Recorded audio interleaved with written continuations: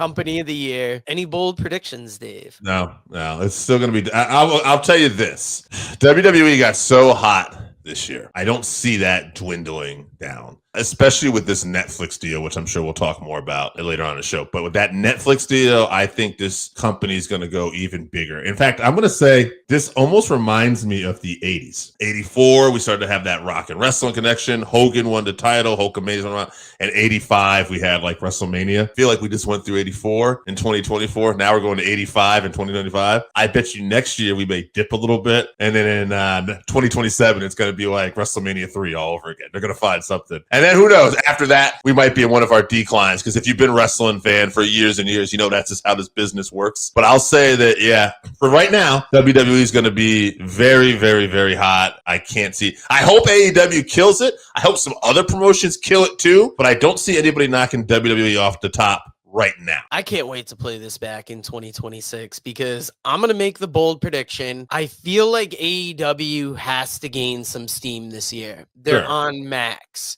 You know, they're being presented as clearly like a number 2 at the moment, or like even lower. A lot of people aren't thinking a lot about Tony Khan's direction. So I'm going to say that AEW is going to make some big moves this year, and they're going to, now I'm not saying they're going to defeat WWE. There's no way that's happening in a year, but in 2026, we're going to look at them as a very close 1B to WWE's 1A. You know, because this year's Continental Classic or 2024's Continental Classic was better than 2023's. It's going to get bigger. As we record this, the Wrestle Dynasty pay-per-view is this weekend, the day after Wrestle Kingdom. That connection is going to get bigger, and they're going to be doing things more the right way, and they're going to be looked at as less of a joke. I mean, now, you got Kenny Omega returning.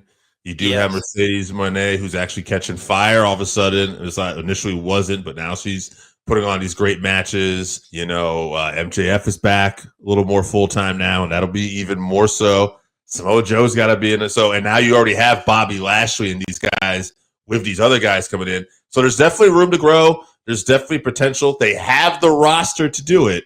It's just putting it all together. I hope they do. I hope you're right. But also, I just feel like WWE's got so much big stuff happen this year.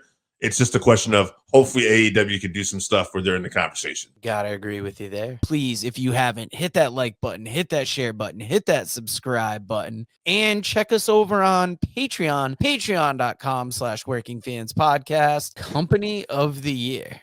So I would, usually I always say WWE is the biggest company, so I don't want to pick them. And then I think one year I did with AEW because creatively they were just on fire when they started. But since WWE's gotten better, it's kind of hard to go against them. But AEW kind of closed that gap again a little bit this year, I felt, creative-wise. So in making a decision of this, people might think this is a cop-out, but I decided to go with what I've been talking about a lot when you go back to Male Wrestler of the Year, where I struggled. There was nobody consistent. Cody was the most consistent. Mercedes was the most consistent female, so I went with her.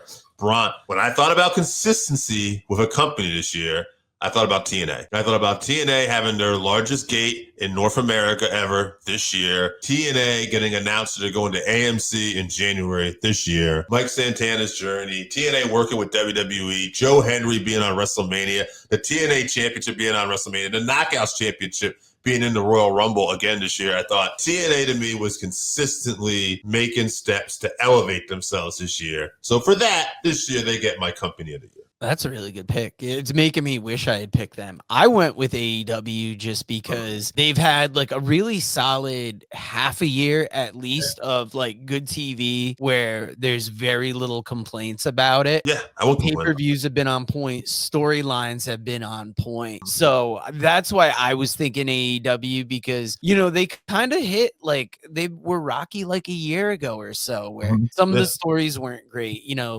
we're always going to have the long pay-per-views, so that's not going to go away. But it feels like the stories going into the pay-per-views are bigger.